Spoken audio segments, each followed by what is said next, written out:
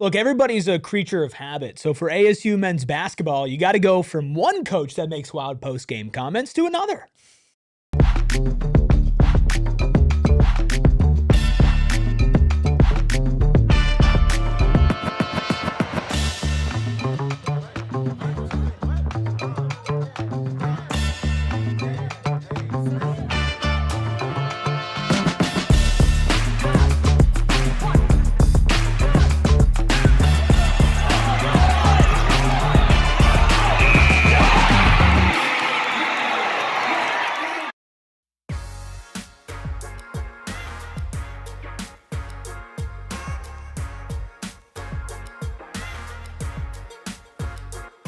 Happy Monday and welcome into the PHNX Sun Devils show. I'm Anthony Totri, joined as always by my passenger princess, Erik Ruby. And we have the one, the only Leah Merrill back behind the Mac, making all of the magic happen. Hit that like button, hit the subscribe button, drop a 5-star review wherever you get your podcasts. Emily, BL, Dennis, Caden in the chat. A lot of hoops discussion today, Erik. Of course, we missed you the last several days. I wasn't upset you didn't want to spend Valentine's Day together, but, Next year. Next year. Next year. Is that a promise? Don't worry. No.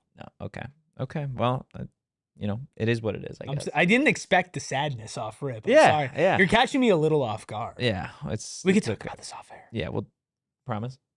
I promise that. Okay. Just want to make sure, man. Just want to make sure.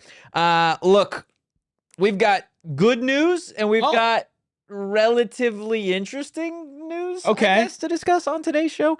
Let's save the really good news for a little bit later on in the show, the less polarizing stuff. You are a professional. It's what we do, right? But I think the talk of Tempe has to be Tang, right? It has to be Jerome Tang getting let go by the Kansas State Wildcats just yesterday. They're trying to fire him for cause. Yeah. His buyout is, I believe, $18 or $19 million. And they are trying to fire. That's crazy. It is crazy. For $19 million. For a college basketball coach to have a buyout of that size at Kansas State, of all places, is pretty ridiculous. So before we get into Jerome Tang and Tang being the talk of Tempe, we're going to show you why Kansas State is trying to fire Jerome with cause, and it's because of something that we've seen a lot of in Tempe over the last several months. Yeah. And it's post-game comments like these. Hey, I'm gonna honor Christ like I always do. Blessed to do this, but this was embarrassing. These dudes do not deserve to wear this uniform. There will be very few of them in it next year. I'm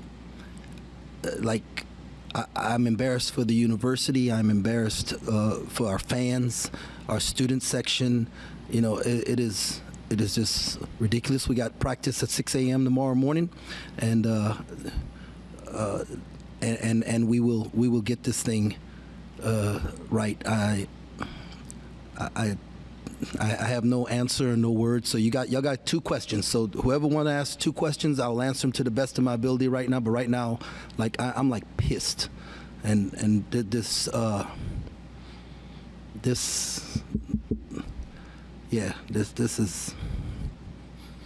right. Questions. I guess it's just kind of puzzling if you look at your road and home splits, the last 4 road games have been down the wire, and run off the court. Just kind of explain that. Yeah, I don't know. I asked the staff this week that same question, and they said that more the opponents. You play. I don't know, because I followed Minnesota last year closely, and they played great on the road and struggled at home. So then they started staying in hotels at home, treating it like a road game. And so I even talked about, hey, do we need to change that change? But no, none of that crap matter, man. These dudes got to have some. They got some pride, man. They got some pride. It means something to wear a K-State uniform. It means something to put on this purple, man. Our everything this university is about and all that it's been about. Why I love this place, man. They don't love this place, so they don't deserve to be here.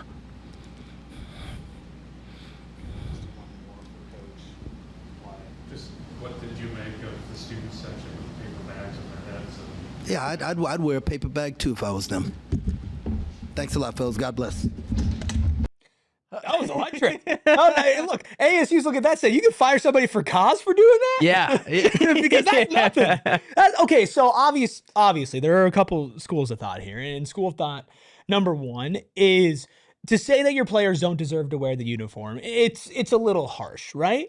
But Yeah. go on in what he said. It's like, if you're the AD, is this the type of program? They're 10 and 15, right? They're not good. The student section's wearing paper bags over their heads. Yeah. This is a guy that's made the Elite Eight, right? This is a guy that had this program in a place that was one of the best in the Big 12 when he first took over. Yeah. Right? In that first year, yeah. And so the standard's obviously high. Like, you think about where ASU men's basketball is right now, and it's not that dissimilar of a place from where Kansas State is this current season. Yeah. Right? You're about a 500 team, if not under 500. Kansas State is a worse record than Arizona One State. of the only teams in the conference actually worse than Arizona State. Right. And you have a coach who's upset, who has seen better peaks beforehand, but it's like with Bobby, there's no Elite Eight, there's no tournament success to compare to. There's no standard that Kansas State had set, right? Yeah. And so you've got to think, if you're Jerome Tang, like, oh man, like I'm upset because there's clearly the standard. Now, should he be saying that? I'm not going to be here and be a hypocrite who said that Bobby shouldn't be out there saying what he's been saying and say this is fine because it was another team, but I don't think that that's fire for cause worthy. Is it just me, or does it almost feel like I agree to an extent his comments are out there, right? And it's ironic that you now have multiple Big 12 coaches that have gone out in post game, just kind of slam their teams. Yeah. Right. So I agree in that sense of like the same things that we had said with Bob early on, where it's like there are certain things you can't say at the end of the day. But for me, it feels like his comments are different in the sense of like, he holds the players to a higher standard. Whereas when you go to Bobby's comments some of the time, they just feel, a lot of them feel passive aggressive, right, towards the media. This was directly aggressive. But this wasn't directly aggressive to the media. It was saying, you know what, like, we should have a higher standard here. Yeah. I don't know if and maybe it's just me, like, I've deleted the parts of my brain in support of Bob. Maybe that's what it is, like the comments. This feels like, again, you have a coach who expects more from his players, that he's holding them to a higher standard. I think he holds himself to a higher standard at the end of the day.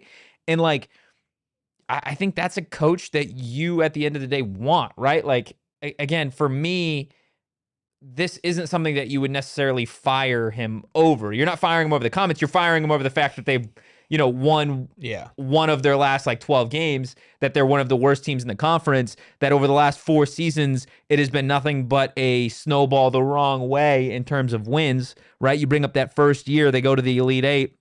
They're 26 and 10. Since then, 2023, 2024, 19 and 15. The last year, 16 and 17. This year, 10 and 15. Literally, they've gotten worse as time has gone on. But when he first got there, like you said, this was a team and a program that he really brought back after a rough stretch of the last couple years of Bruce Weber. So here's the thing, right? And this is from athletic director Gene Taylor about why this firing is done for cause. Quote, "There's language in his contract that addresses certain things that can potentially bring embarrassment. Basically, his comments about the student athletes and negative reaction to those comments from a lot of sources, both nationally and locally, is where I thought we needed to make the decision." Nothing said about basketball. Nothing. We had to make the decision because of the embarrassment that his post-game comments brought. What was more embarrassing? The fact that your head coach went out and said something like that, or the fact that you got mollywopped by Houston, lost by 14, and then a game prior to that, you lost by nearly 30 points to Cincinnati? So, like, that feels more embarrassing to me than Jerome Tang going up there and saying, these guys don't deserve to wear that jersey. Yeah. Well, and again, I think they're just trying to find a way to move on from him, because clearly he has a lot of money left on his contract, right? I think they Yeah. saw an opportunity where if we fire him now versus we fire him at the end of the season, those are two completely different situations, to where if we say we had to fire you for cause because of this, well, we can't just let you coach the rest of the season. Yeah, very right? different And so I think circumstances than Bobby, whose yeah. contract runs out after this. I mean, 100%. how much was 18, 19 million? About 18, 19 or million, Yeah, like that's million a lot, dollars. that's a lot of money. That is Yeah. a lot of money. And again, Kansas State has good athletic programs, but it's not exactly like we're just Worse than Arizona State. well, right. Like they have money, but they don't have like crazy money Yeah, to dip into. agreed. Right. So can I give you a little insider Rubus here? Oh, okay. So Yeah. my insider reporting and scoop on Kansas State men's basketball. Yeah, okay. So is this where we go into the speculation? No, this is hour? legit. It's legit. Okay. This is legit. I've seen this with my own two eyes. Okay, cool. So obviously when a team goes and plays Arizona and Arizona State, they come to the state and they usually stay here for the week. Yeah. Right. So Kansas State went and played Arizona in Tucson earlier in this season. And then they were here in Arizona until they played Arizona State later that week. So on one of my off days with Megan, I went to a mall with her and I saw a bunch of Kansas State players there at the mall. And my dog meter was not going off. No dog. Like these guys had no dog. bark. Like no. I literally turned to Megan and I'm like, oh, those are players from the Kansas State men's and basketball they have team. no bark. And I swear, and Megan's not like super into sports, but she Yeah. turns to me, she goes, really? That's rough. You know, and again, That's like, rough. like D1 athletes. That's right. And so, and they all kind of like met up. Like I saw all of it, right? Yeah. And so Insider Rubus was like, these guys are kind of like chicken, right? So maybe Jerome Tang has a point, right? Yeah. Maybe. The only issue to that though is you brought him here, right? That's my only issue. And that's fair, right?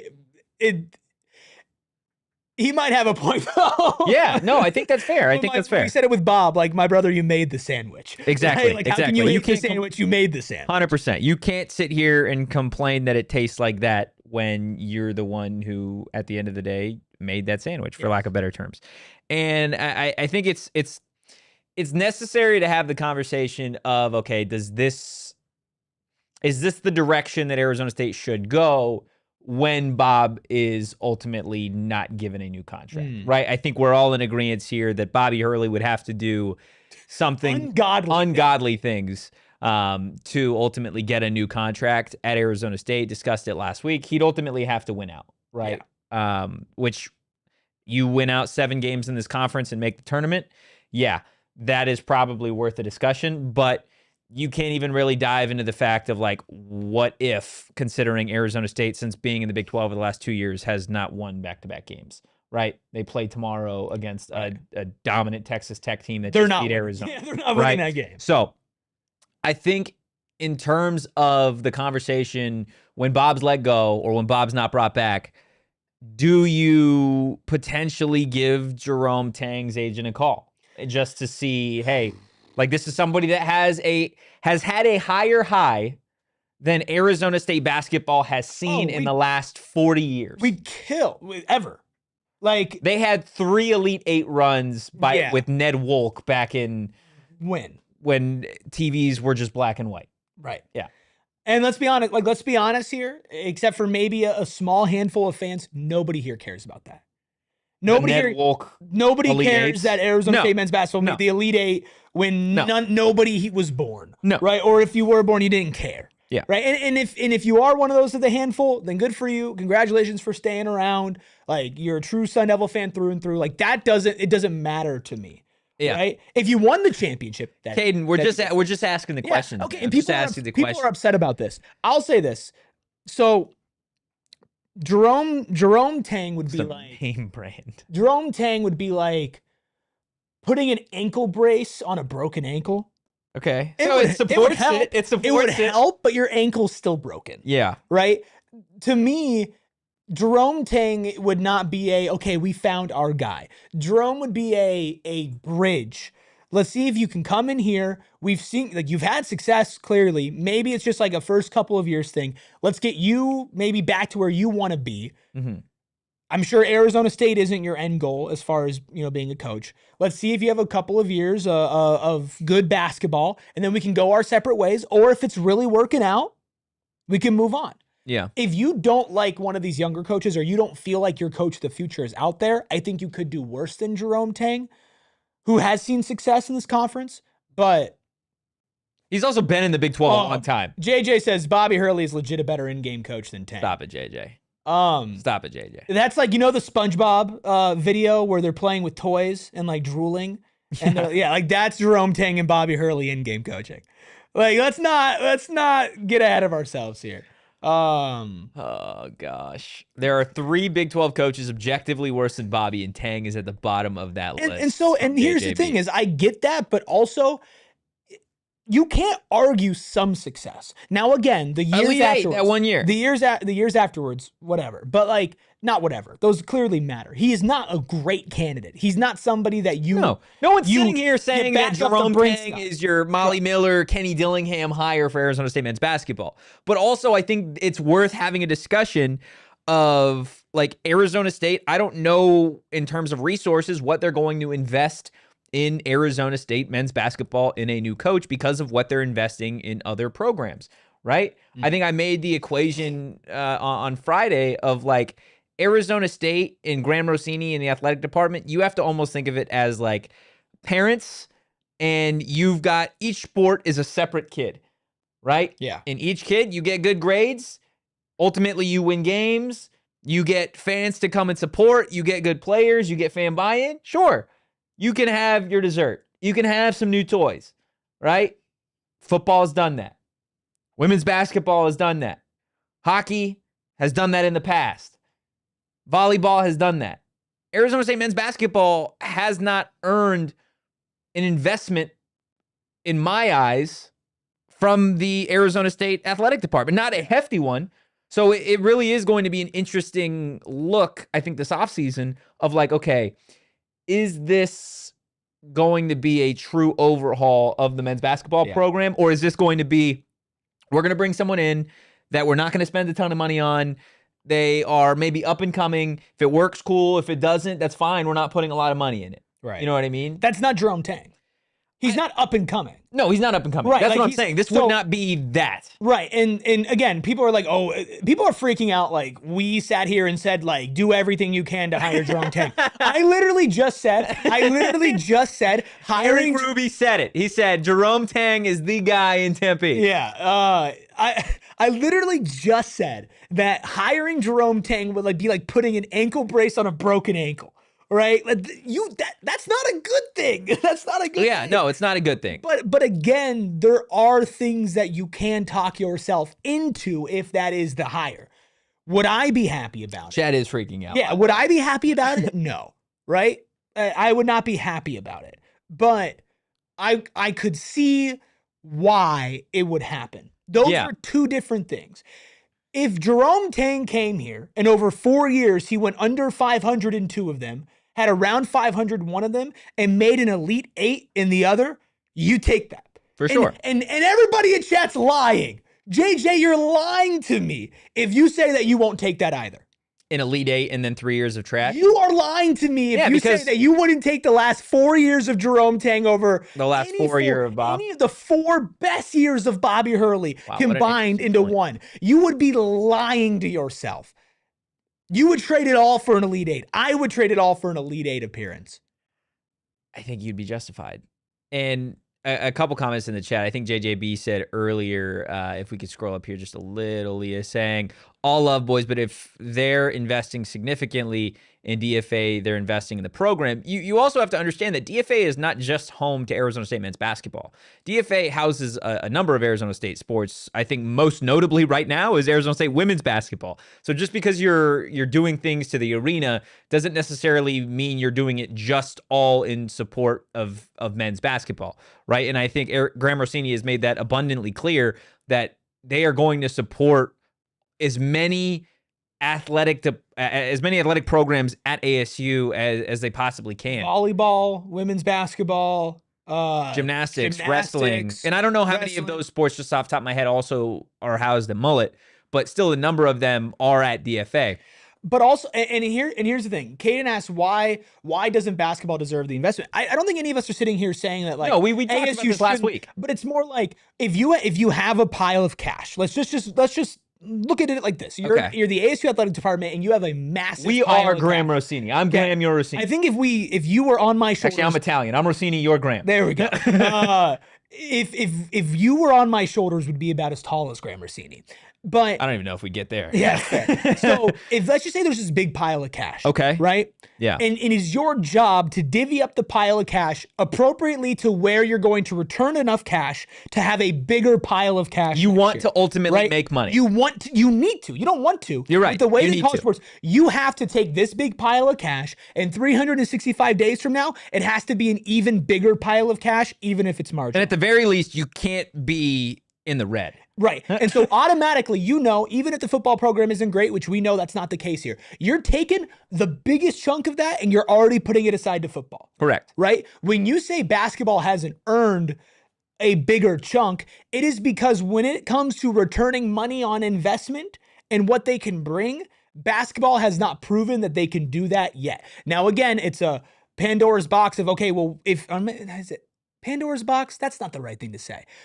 It's a chicken or the egg situation, right? If you don't put more money into it, are you not going to get any more? Well, and investing in DFA is not an investment in Arizona State men's basketball. That is an investment of being semi-competitive in a variety of sports in the Big 12. That is not an investment. That is a necessity. Yeah. DFA is one of the worst places for athletics to be held in all of the Big 12. yes. Not just men's basketball, but obviously men's basketball. The athletic department is doing something to renovate that, right? To fix it. That is the bare minimum. That's not an investment in men's basketball. That is a investment in being a competent athletic department. Correct. Those are two different things. Yeah. Now, again, you still have to spend money, but when it comes to personal investment in basketball, it's how much NIL money are you giving, right? Think about how much NIL money it took to put the roster together last season and how that turned out. Or is James Harden turning around and donating 6 figures again this year? Don't think so, right? Don't think so. I wouldn't. You see how many fans? And again, I don't blame the fans for not showing up. Did you see how many fans showed up? People are to talking. DFA? People are talking about men's basketball. So traditionally in college sports, football and men's basketball are the only actual athletic programs that bring in money, right? That actually make money for the university.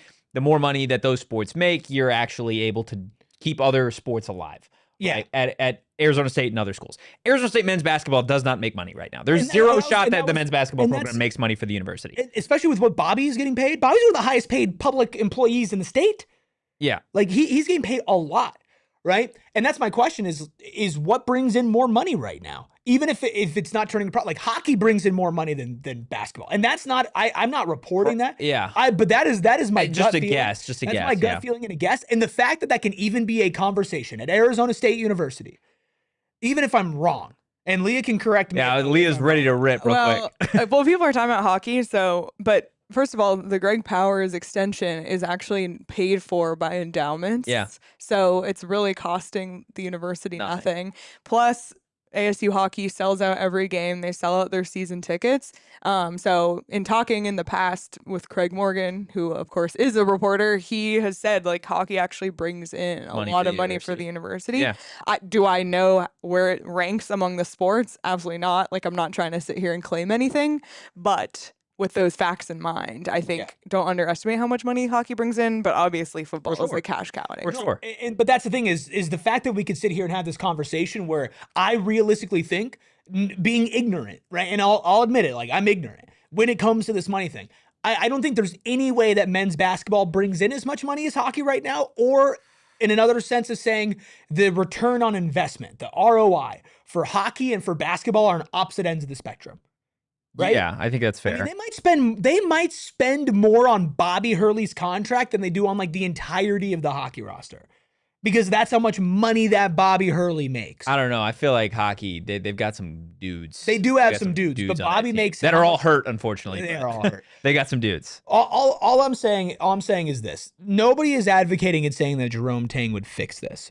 But if you are ASU men's basketball, and this is a conversation that either ASU haters or even ASU supporters have brought up, it's who else are you getting? And now I know there are names that people throw out there in chat, and I think there would be better names than Jerome Tang, but the other side of the coin is, do they want to come here? Yeah, it's something you have to look at. And I think the argument that you can make with Jerome Tang is What a name. Hey, are you kidding me? This guy's getting Jerome Tang. This guy, first off, there's zero shot in my mind that Kansas State is going to get out scot-free here. I think this is more so what we've seen in the past of like, hey, the buyout is $18-19 million. That's not what Kansas State wants to pay. I don't think Kansas State has that kind of money to pay a men's basketball coach right now. But it's like, okay, this is what the number's at.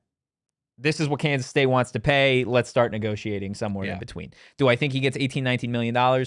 No, but I also don't think they're just going to get off scot-free not paying him. Both sides are going to say, we expect this, and then eventually he'll probably get like an $8 million. So if you're Jerome Tang, right, then let's say you settle for $10 million. Yeah. Right? Okay, realistically, then wherever I'm going for the next program, I don't necessarily need to sit there and demand a big old check. I can go to the best situation possible, which ultimately, in theory, could save Arizona State some money if Jerome Tang thinks that this would be ultimately the right fit. Sure. But I mean, it's a fascinating conversation because ASU is not in a power position here. Yeah. Right? But if Jerome Tang wants to stay in the Big 12, how many Big 12 coaching spots are going to be opening up? I mean, look, I feel like there's so much more that we can even get into. We're going to get into it, Tony. We're going to read your member super chat. We'll keep on talking because I think the chat's bringing up great points. I don't hit that like button though. I don't like to give them too much credit because I don't want their heads to get too big. Wow, I love giving you guys credit. Just kidding. Chat. Some of you. He hates you is what tough love. Saying. Tough love. Look, we're gonna continue talking about Tang to Tempe potentially on the other side of our first break. Look, we have partners here at PHNX that help you save money. We've got partners here at PHNX that give you a chance to win money. But today I want to tell you about our friends over at Mountain America Credit Union because they got the go-to spot to put your money. Of course, we're talking about Mountain America Credit Union's My Style checking account. Get the account with built-in benefits. It's got perks just for you, and it's a long list. You guys can enjoy restaurant deals, mobile phone protection, telehealth access, loan rate discounts, identity protection, offers on travel and events, and more. Plus, we told you all college football season how Mountain America Credit Union was going the extra mile to support those local student athletes. And if you're an Arizona State fan, which if you're in this chat, you probably are, of course, the home of your Arizona State Sun Devil football team is Mountain America Stadium. Make My Style your lifestyle. And Mountain America Credit Union, visit macu.com/mystyle to apply. Insured by NCUA, membership required based on eligibility. Some benefits require no cost registration/activation. Terms, conditions, and exclusions apply. One of my favorite things that I noticed when I was at Mountain America Stadium this past season for every home game was the amount of branded Bills hats that were around there. Totri, you can vouch. This is not just an ad read. This is just reality. If you walk around to an Arizona State football game, you look to your left. Wait, that's your right. You look to your right. You look to your left. You're going to see a Brandon Bills hat. And when you see Brandon Bills hats, you're going to see hats, not just snapbacks, but truckers, fitted, beanies, and tees that have you covered with performance and style. Now, this one, it's got both, but I like this. This is my performance hat, right? This is the hat that sometimes I'll be wearing to the gym. I could throw it in the wash. It comes out clean, and it's not deteriorating at all. Look at that. Yeah, they do come out nice after a wash. The logo's still on there. The material's still good. There's no frays, and it just feels great on your head. Plus, they have custom headwear as well. We have our own custom PHNX headwear, and you can have your own custom headwear over at Branded Bills. They also partner with the Phoenix Suns. It's like they're just trying to get to my heart, and they're a local company also trying to get to my heart. Out of Mesa, Arizona, head to brandedbills.com. Use code BBPHNX for 15% off your first order. That's brandedbills.com. Use code BBPHNX for 15% off your first order. Hey, hit that like button. Hit that subscribe button, please. I'll give you all the credit in the world if you do those things. Plus, you can come hang out with me and the Suns crew for a watch party this Thursday. I'm going to mark it officially. The Phoenix Suns push for the playoffs. Wow, we're starting it now. Yeah, we're starting it now. Begins this Thursday against as they take on the San Antonio Spurs, an all-star loser, Victor Wembanyama. Wow. Are you making an enemy of Victor Wembanyama? Yes. I mean, we've shut him down two games now. You versus like super lengthy guys. Really lengthy, all-time great players. Yeah. The hashtag Wemby case. We're going at him. Look, we are going to have such a fun time with this Suns season for the second part of it. If you're an ASU basketball fan, you want to talk about Jerome Tang, we can talk about Jerome Tang too. I'll be there. The whole crew will be there on this Thursday. It's Suns, it's Spurs at Gila River Resorts and Casinos Wild Horse Pass. You could RSVP at the link in the chat or go phnx.com/events. It's completely free. So come hang out with us, come talk ball, and come watch a very good basketball team play basketball. Do it. Tony Tigre celebrating Tony. 3 months of being a part of the Supporters Club. Tony, we appreciate you. With a super chat, you're saying, I'm late to the party, but Jacques Vaughn at Kansas should be the first call for new head coach. He might be Self's coach in waiting, though. Go ahead. Vaughn used to coach in the NBA. He was the Nets coach briefly when Kevin Durant was there. He's somebody that's kind of bouncer. I like Jacques Vaughn as a coach. How likely is it that you take somebody from Kansas' staff? I'm going to be honest with you. It's probably unlikely. Is that like they can get an assistant coach to be a head coach here? They can get they should be able to. They should be able. I think Kansas is interesting because how long is Bill Self going to keep things going there? If he might retire. We've seen a lot of these legendary coaches move on. Yeah, but would you rather be a coach in waiting or a head coach? You got to get experience. You got to get experience. Because here's the thing: you don't get many options as a head coach or many chances as a head coach. Yeah, right.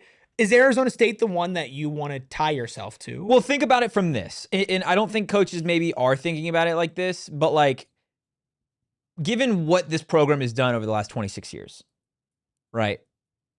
It wouldn't take all that much in terms of like postseason success to go down as one of the greats here. No, you have a very low bar here. Yeah, so if you do, like we said earlier, if you were to, you would take the Jerome Tang Elite Eight season. Oh my God. And it would be the greatest season of Arizona State men's basketball in the last 50 years. I mean, it might be ever right? because somebody pointed out in chat, when they made it the Elite Eight, the tournament was just 32 teams.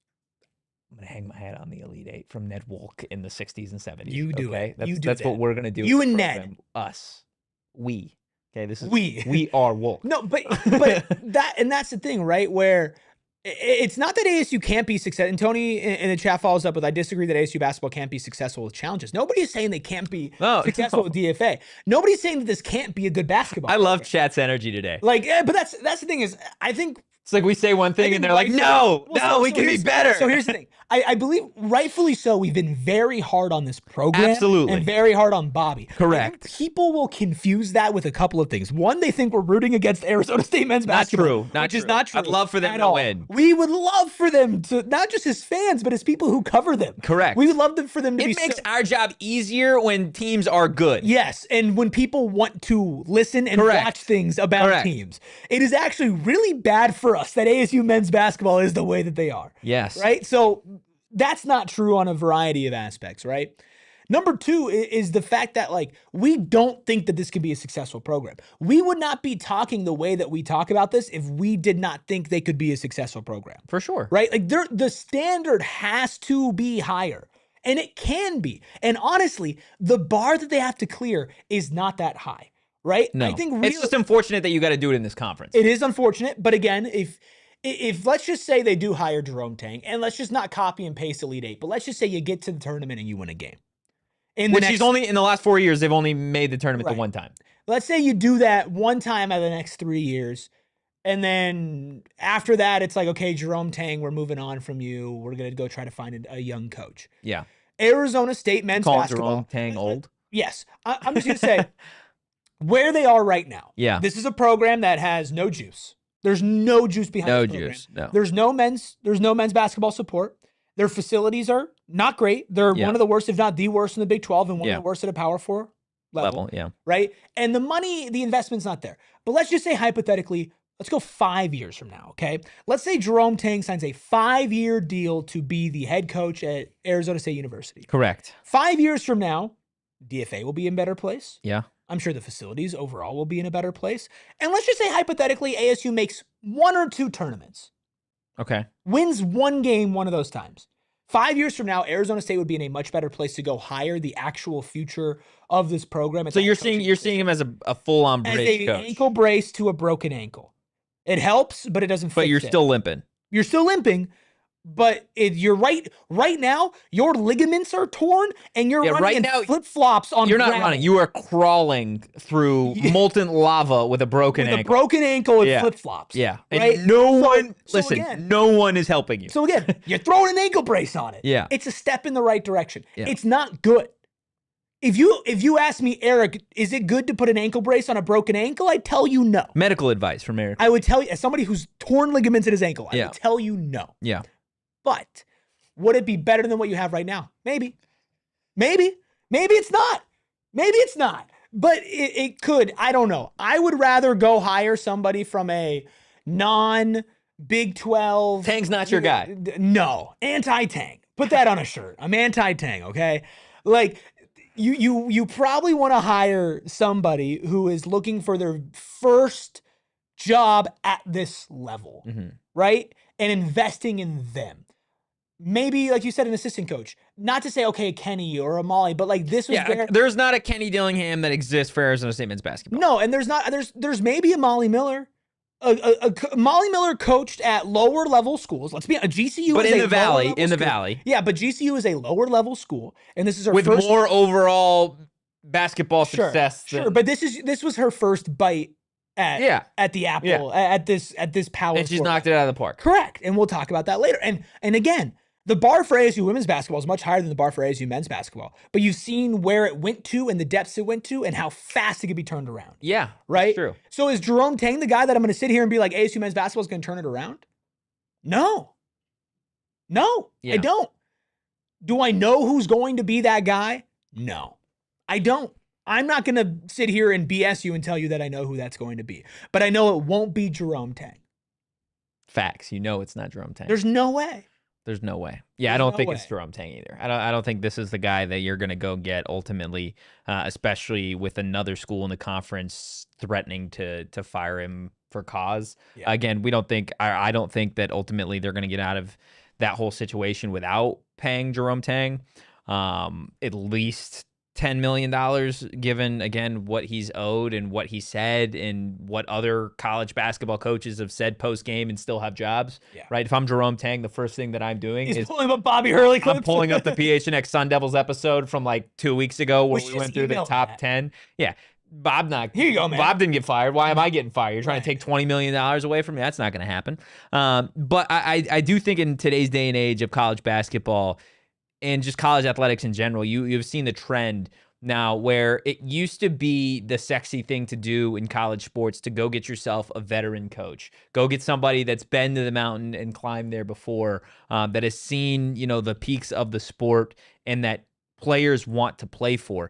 That's not necessarily the model anymore in college athletics. Kenny Dillingham, Molly Miller are of the younger generation. They are of a more relatable, age for their athletes, while still bringing energy, passion, and understanding for the sport and evolution of the game in and of itself. And that, I think, is now the sexy thing to do in college athletics. If you are trying to rebuild a program from scratch, right?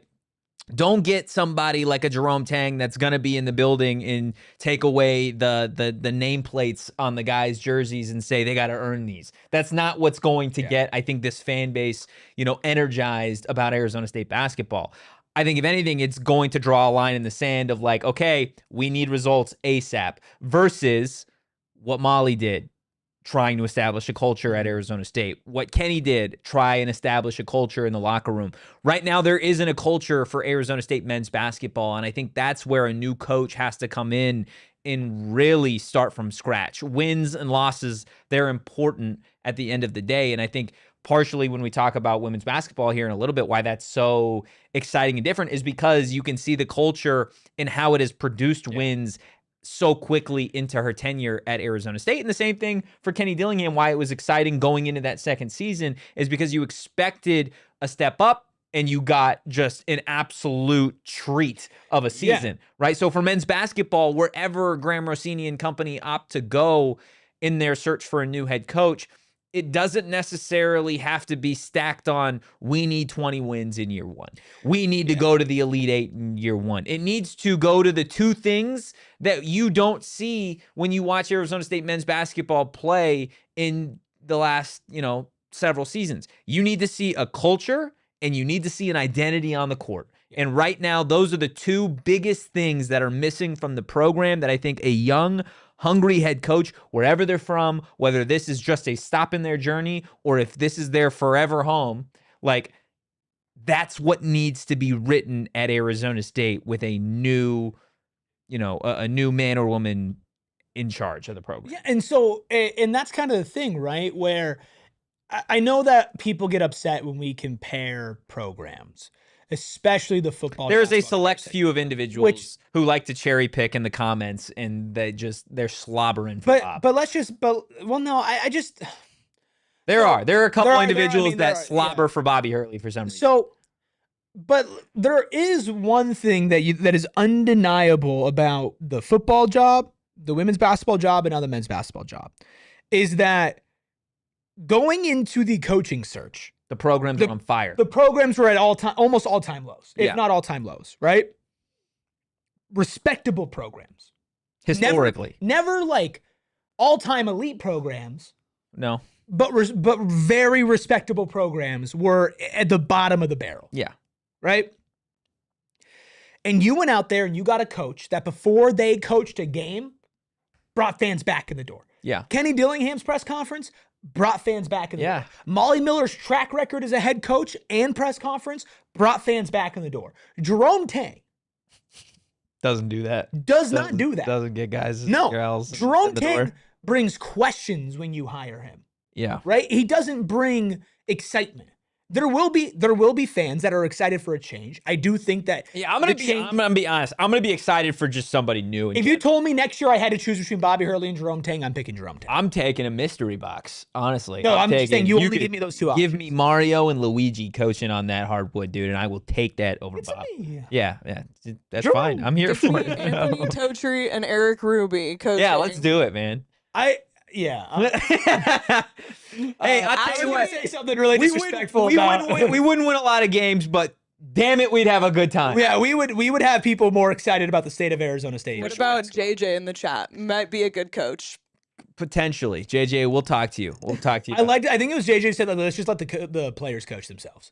It's pretty much just see. That's pretty much what's happening. Yeah. No, but like when you have the Jerome Tang press conference, or when they hire a men's basketball coach, I'm sure that we'll talk to Graham on this show, right? And if you hire Jerome Tang, the conversation. Whoever they hire, should we just ask Graham about Jerome Tang instead? Yeah. But like, do you think they should have fired him for cause?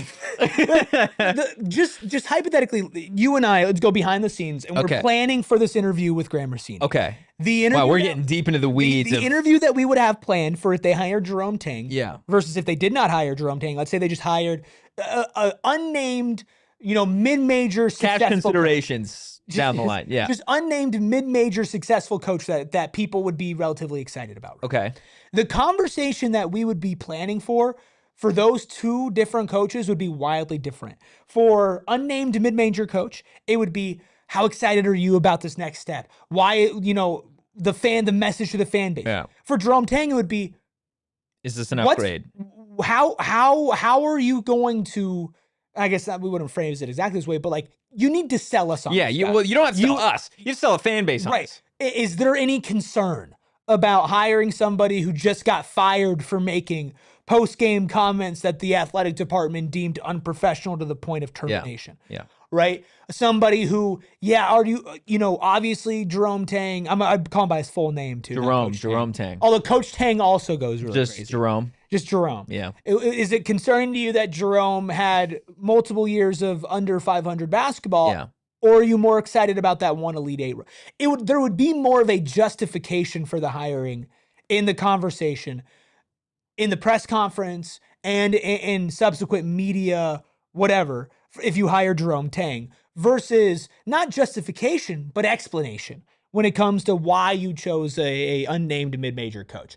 And to me, it's important to have the results, but it's more important to get the fans back in the building. Agreed. That is the single most important thing, and usually those things go hand in hand.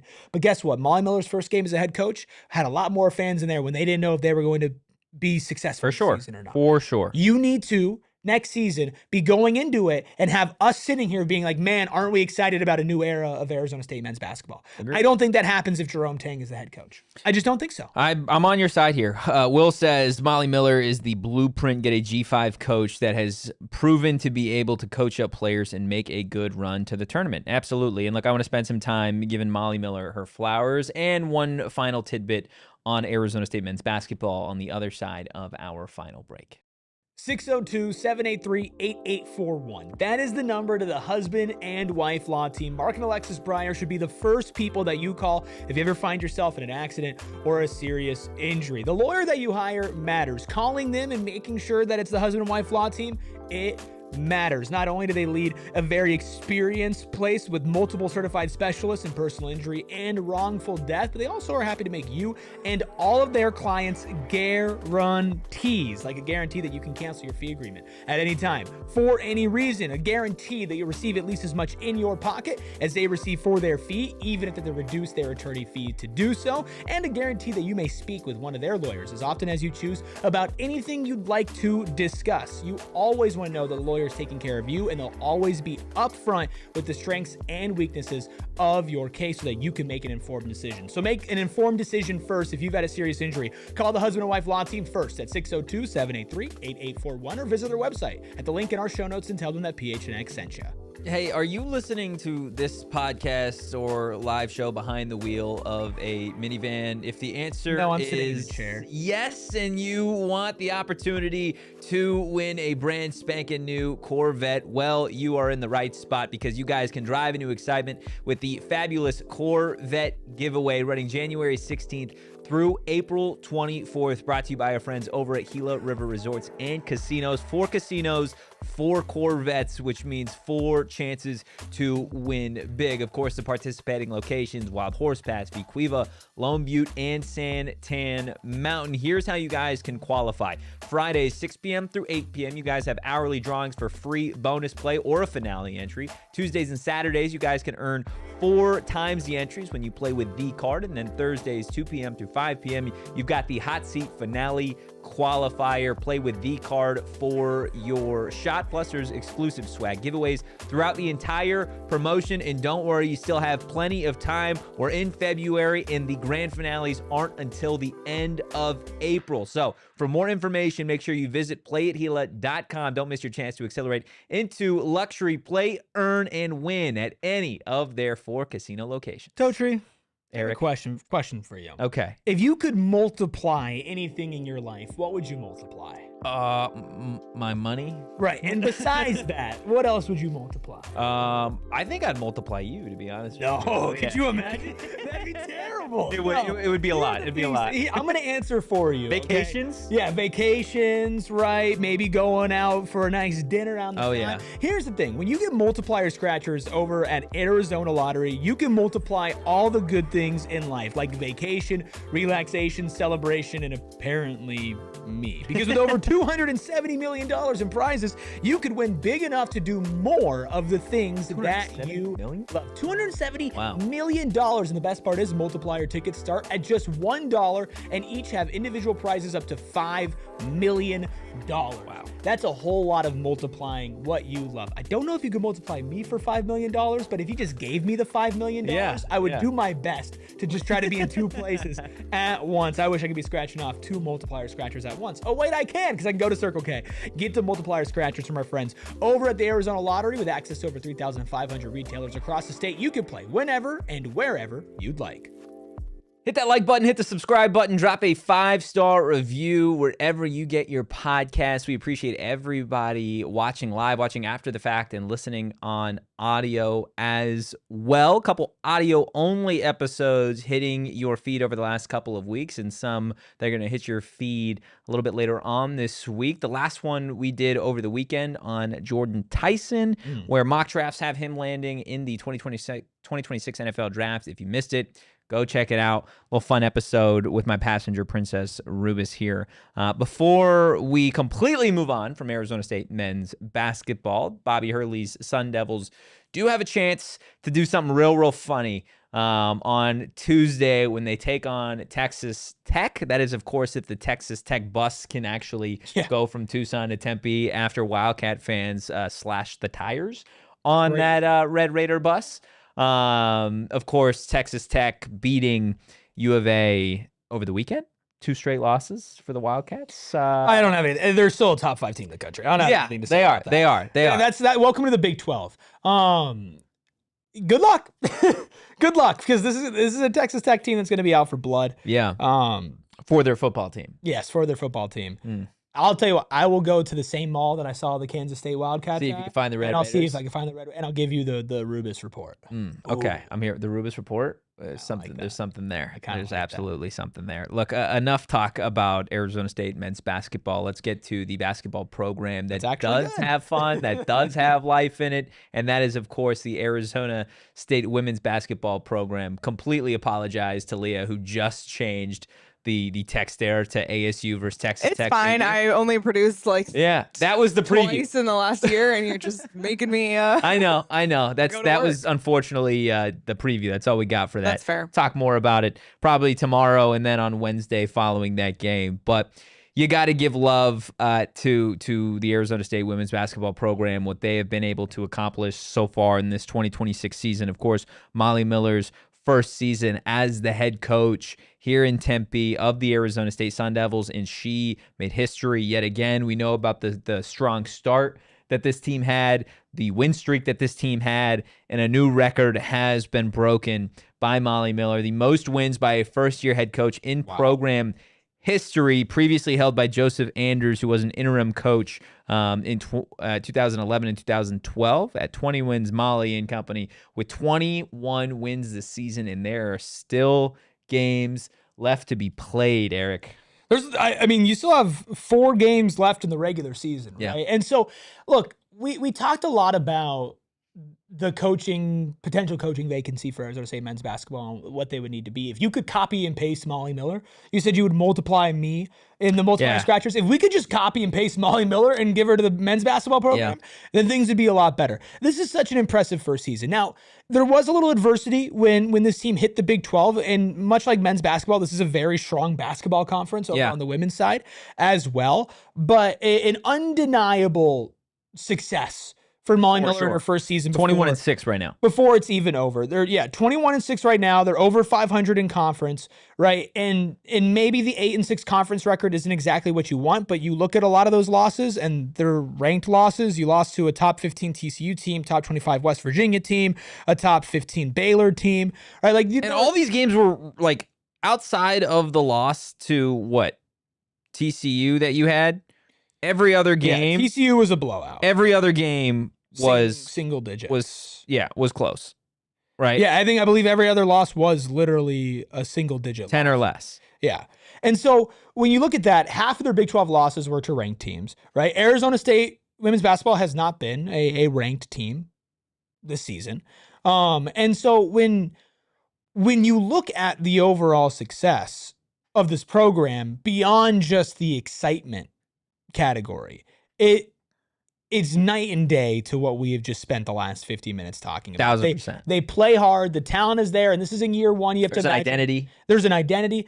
You have to imagine that going forward, this baseline is going to be respected and appreciated across women's basketball, and Molly Miller is a very respected voice, that this should only be the beginning. I mean, just a huge shout out to Molly and her team. They're having people actually show up. Like, they fans are excited about this program, and to do that in less than a year is incredible. For sure. She's completely changed the way you think about this program over the last 4 years, right? And again, like, no disrespect to Natasha Adair, but that program was not where it needed to be. It's in a very dark place. It was in a very, very deep, dark place. And in year one, she's been able to really dig it out of its own grave. Historically, this has been a really good program, right? You talk about Charlie Turner-Thorne, friend of the program, and what she was able to do for such a long period of time at Arizona State. You had those years of Adair that didn't work out, and now you bring in Molly Miller, and there is life, there is energy, there's an identity, and you see that, I think, now, like, with the fan base as well. This is somebody in Molly Miller that, yes, this first season is fun, it's awesome. Someone that you can see continuing to raise the bar and keep this level of success here in Tempe for the foreseeable future. And she has every right to use, I think, the leverage that Kenny used toward the end of the year, right? Where you have the Michigan, the Penn State stuff, and you use it to get more money, get more resources. I wouldn't be shocked if she did the same thing, right? Because this program is proven that they deserve to get those resources, to get that type of money. I'm so excited that there's, a basketball program in Tempe that does have fans ready to go out and support especially given this program and what it's been through over the last several seasons. I'm going to tell you right now, at 21-6, this team, I want to see him. I want to see him in the big dance. I want to see him in the tourney. So William in the chat says the fact that a 21-6 Power 4 team is a bubble team is ridiculous. I agree. So when you look at ESPN's bracketology right now, they have them as a first 4 out with Colorado, who Arizona State has a better record than, but Colorado, I believe, has a better Big 12 record. Virginia and Richmond. Now, Richmond is the only one of those 4 schools that has a better overall record than Arizona State. The last 4 in, Utah is in the last 4 in. Utah has a significantly worse record. Yeah, they're 17-9 with the same conference record as ASU. And so I don't understand how Utah can be a last 4 in and ASU is the first 4 out. But there is a chance, and maybe it's the quality of wins for Arizona State, because they haven't beaten one of those big ranked teams. No, but they've been consistent. They have been consistent. They do have a chance. So at Iowa State is their next game. Iowa State is right behind them in the ranking. So Iowa State is 20-6, 8-6 in conference. So that'd be a very solid Big 12 win. And then you're going to Houston and you're taking on Houston. Houston is the worst team in the Big 12. That's at home. That's a non-negotiable. You have to win. Right? Then you take on BYU, who you lost to earlier this season, but is also 17-9, so an above 500 team. And then you have a ranked Tech team. Yeah. A ranked Tech team on the road. That might be the determinant, right? I think if they go 4-0, it's a lock. I think if it's 3-1, they still get in, but it's less of a lock. I mean, yeah, you would almost want your loss to be to Iowa State or BYU and the win to be against Texas Tech. You need a ranked win. I don't know if they would put in a team that does not have a ranked win. I think if they win the next 3, if they are 3-1 in their next, which means they would be games, 24-7. You're not leaving a 24-7 Big 12 team out of the tournament. You're just not doing it. But they're 21-6 right now, and they are. Yeah, right now. Again, it's about consistency. If you're able to win 3 of your next 4 games, regardless of who they're against, you're not leaving a team like that out of the tournament. Especially not with, I hope so. Again, like the eyes that this program will bring to the tournament. Well, and I mean, the Big 12 tourney, too, will also be a really big opportunity. It will be, 1,000%. For this team as well. And you could see them making some noise. Now, again, when they run into ranked teams, it hasn't been that great, but this is also a team that, again, like, there isn't like this baseline of, here are all the returning players from last year. No, it's completely new roster again. And so you have seen them be able to kind of get their footing a little bit in Big 12 play. And look, even beyond that, right? Even beyond that, even if they don't make the tournament, it's been an undeniably successful first year. And part of that, and we have to say this here, is that Molly Miller swept the University of Arizona. Yeah, she broke that record that we just talked about against by beating Arizona. Yeah. On the road, by the way. Yeah. In a great environment. In a great environment that Becky Burke is always used to playing. Yeah. She got the belt. Used to taking L's. She got the belt. Yeah. In that great environment. Now, I will say, Arizona, how impressive of a win is it? Not really. Not impressive at all. 2-12 in conference, 11-14 overall. One of just 4 teams that's under 500 in the Big 12. Yeah. 2-12 is the second worst conference record. So again, you want to talk about a team that's not going to the tournament. Yeah. Again, how impressive is that? Not really at all. But you do love sweeping. Absolutely. The other school down there, Huge. Especially after the post game comments the first time. The men's team wouldn't know about that. Leah, men's team's 0-2 in their last 2 games. I went to U of A. That's all I'm saying is U of A. There was an individual who tweeted some things about U of A, saying that it was the college sports town of like the country or something. And they all took L's. Yeah, their baseball team I think lost a game. Men's basketball hasn't won a game since that tweet. Of course, the Wildcats got swept by ASU in women's basketball. So it's all just downhill for the Wildcats. ASU on the up and up outside of men's basketball. Baseball started the season 3-0. Softball has started the season 10-1. So where else would you rather be than in Tempe? Guys, that is going to do it for today's episode of the PHNX Sun Devil Show. Hit that like button, hit the subscribe button, drop a 5-star review wherever you get your podcast. If you enjoy the content we do here and you are an Arizona State fan and you want Arizona State Sun Devil news, notes, and content hitting your feed at all times, give the show a follow at PHNX_Sun Devils on X, Instagram, and TikTok. You can follow me at Anthony_Totri. You can follow my passenger princess, Erik Ruby, at Erik Ruby. That is Erik with a K. And you can follow Producer. You can follow the Deli Woman. the Deli Woman, at Leah Merrill on social. And guys, we will see you on Tuesday. In the meantime, go Devils and peace. We all silly like the mayor.